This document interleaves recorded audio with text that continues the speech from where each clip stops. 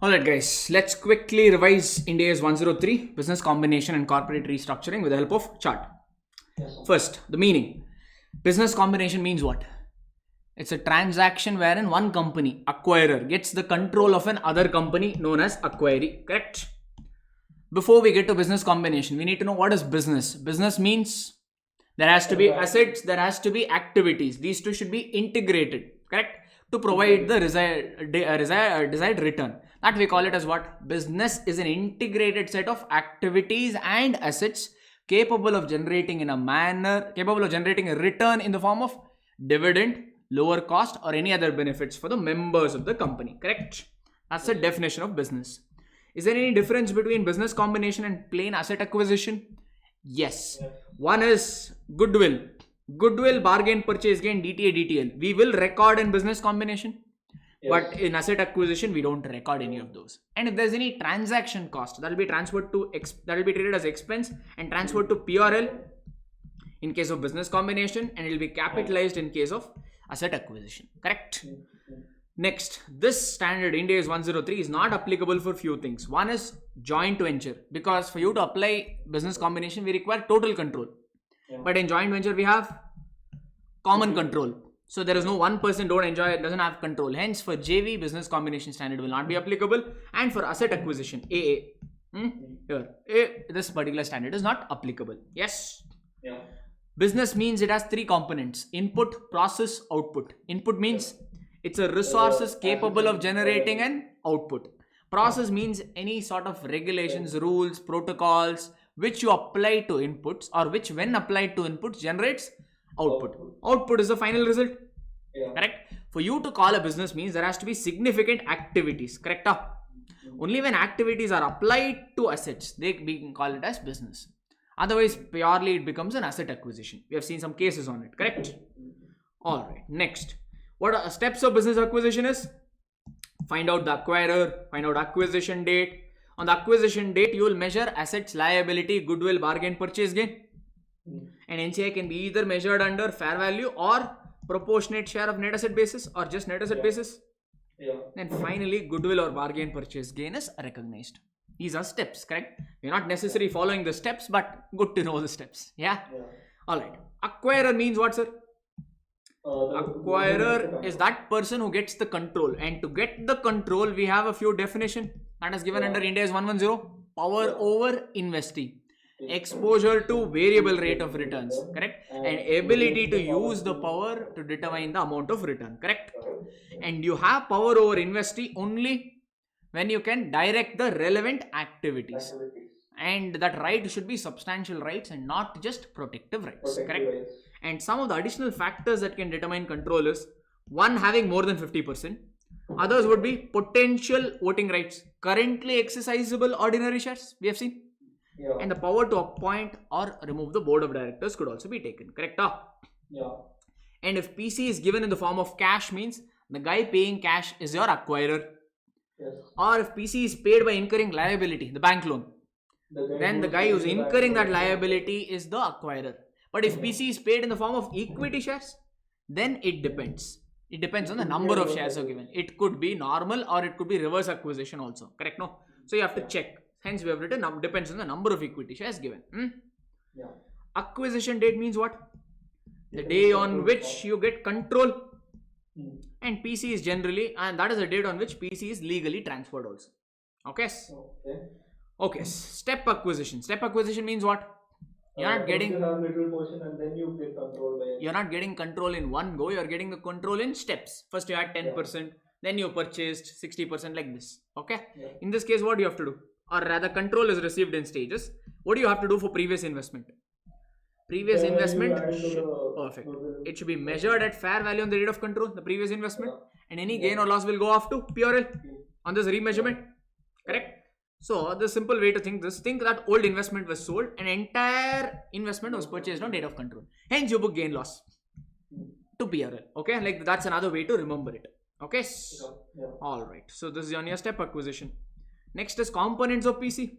What and all can be PC? Cash, or it could be equity shares, or it could be existing shares held by acquirer, meaning fair value of existing investment.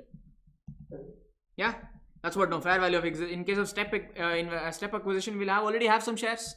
That will also form part of PC. Fair value of existing shares. Or it could be deferred consideration. It could be if it is deferred consideration, we have to take present value of deferred consideration. Yes. If it is contingent consideration, we'll take fair value, which will be given to us. Yeah. If it is replacement awards, then even prorated SBPR also will come. Yeah. These are all we have seen, correct? Yes. Then, if there is any cost of acquisition like legal fees, finder's fees, due diligence fees, patent registration fees, all this will be transferred off to PRL. Yeah. Next, 11th, contingent consideration. Contingent consideration will form a part of PC. Yes. Initially, you will measure it at fair value. Subsequent में the changes in fair value you will transfer it to P&L provided it is not equity. Yeah. If that contingent consideration is classified as equity, no remeasurement. Hence, no remeasurement, gain or loss also will come. But if that contingent consideration is classified as financial liability, then every reporting period you have to bring it to its fair value. That gain or loss goes off to PR. That's what we have written here. Gain loss to P&L only if it is not equity. Yes, sir? Yeah. Okay. So, and measurement. How can you measure assets and liability? You always have to measure at fair value. Yeah. If they don't give fair value, we assume carrying amount itself is fair value and do the accounting. NCI, we know there are two methods to measure. One is fair value and another one is proportionate share of net assets. Done now? Yeah. And 13th, recognition and measurement exceptions. Few things should not be accounted, few things should not be measured the way it should be. But Ind AS 103 is giving overriding power for that. Yes. One is contingent liability. Should you record contingent liability first of all? As a liability, we have to recognize. We should not ideally recognize it, but Ind AS 103 says recognize it at fair value only. Yeah. And you will recognize it even if it is not probable. Not probable, possible and all is ruled out. Okay. Okay. Next is what? B. Income tax. Normally when you buy an asset, will you recognize DTA, DTL immediately? No. But if you are acquiring an asset under business combination, DTA, DTL you will record. That's a recognition exception. Correct? Fair value carrying. That is the equation. Fair carrying amount and tax base. You compare and do it. Because carrying amount changes because of fair value. Even DTA, DTL will come. Indemnification assets. Even indemnification assets should not be recorded. Correct? Because it is not virtually certain. It is just probable. So we have to disclose it as contingent asset ideally. But Ind AS 103 says recorded at fair value. Correct? Yes. And how much ever extent of indemnity you have it, you record it. Fair value of indemnity given, you record it. But the fair value of indemnity should not exceed the indemnified item. Correct? No contingent liability. If you are receiving any indemnification asset towards that, indemnification asset should not cross the original liability value. It should be restricted. Correct? No. That's what we mean. And subsequently, you link indemnification asset with the identified item. Identified item here is contingent liability. Yeah. Correct? So, whatever accounting you're doing for contingent liability, same accounting you do for indemnification asset also. Yeah. Next, reacquired rights. How are reacquired rights measured? Today only we saw. It is measured at fair value. Yeah. The difference between fair value and the amount paid will go off to PRL. Correct? And you go one more point also you could have written actually. Reacquired rights is amortized over its remaining useful life. Yeah. And then intangible assets. Normally goodwill fails intangible asset ka criteria. But still you will record it because overriding exception. Okay. And all other intangible assets are also initially measured at fair value if identifiable.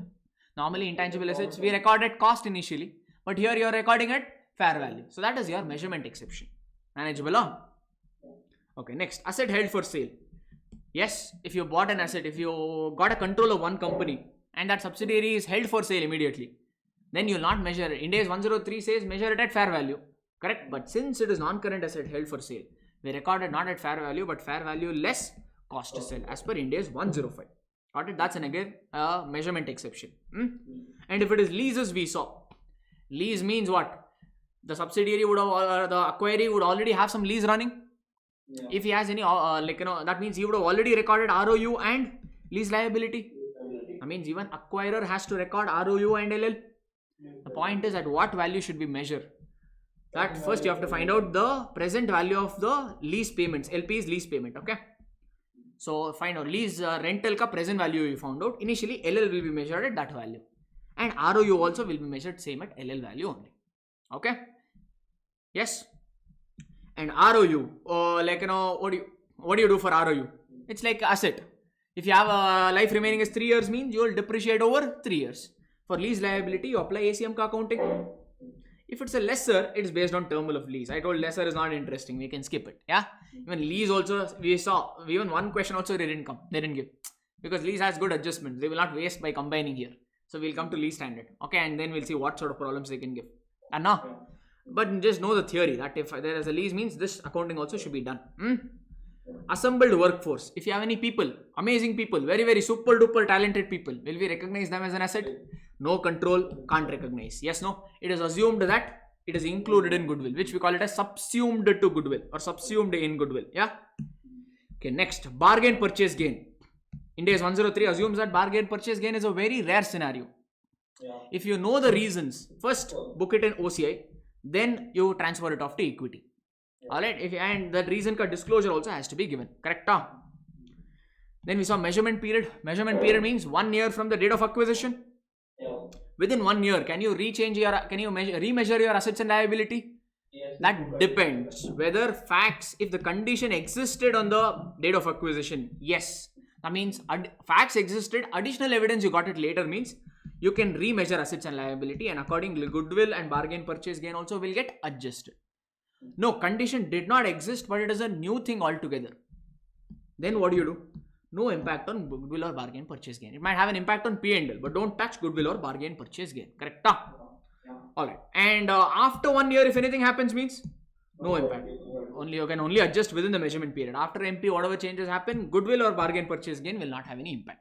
P&L might get impacted, but no goodwill or BPG impact. Contingent payment to employees. This we have seen. It depends on the facts of the case. Employee quits within required period, still amount you are paying. That means whether he stays or he works, you are paying means it is purchase consideration. Yes or no? Else it will be employee benefit cost, which we call it a separate transaction cost. Correct? No? That is employee benefit cost. You do the accounting for that respectively, whatever accounting is required. Okay? Amount paid, if it is greater than normal salary to other employees, he was already getting fair salary, on top of it you paid some more amount. That means now it looks like a PC arrangement. Done? No?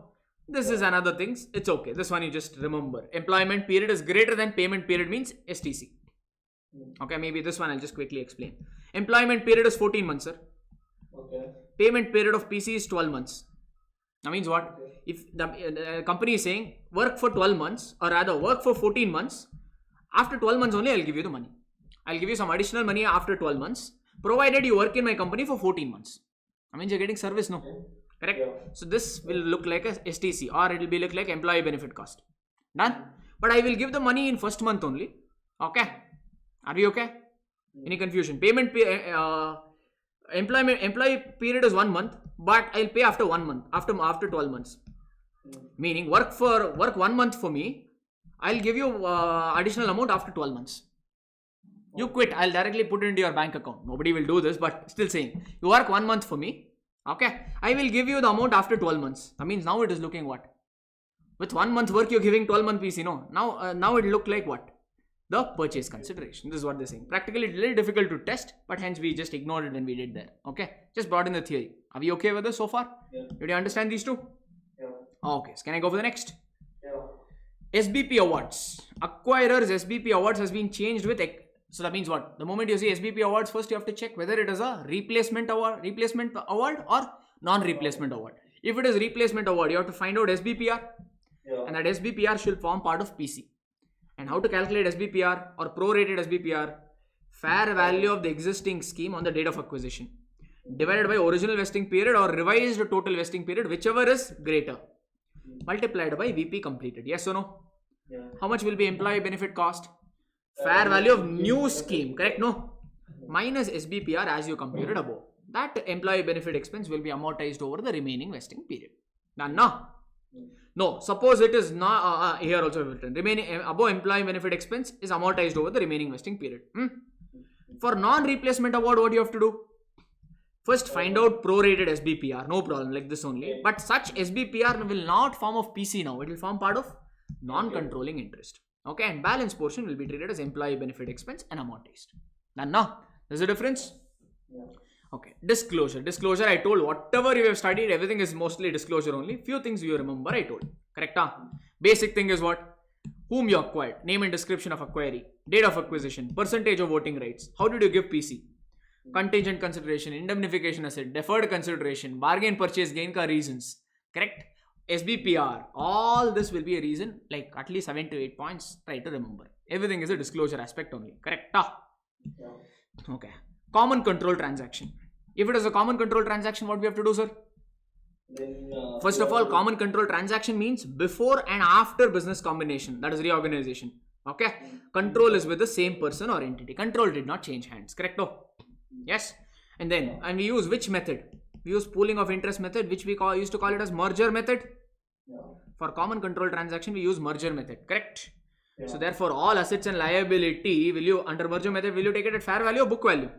Book value. All assets and liability will be taken over at book value. No new asset and liability should be recorded. Yes, no, that is a merger method. And all the reserves will be added to new company. You will add the reserves to new company only provided it is not a division sale but full company sold. If it is a division sale, no, you can't give that P&L. Remember that mobile division ka sold question we did? Yes. Yeah. And the difference between PC and paid up capital represents your capital reserve. I know. Okay, next, reverse acquisition. Reverse acquisition means what, sir?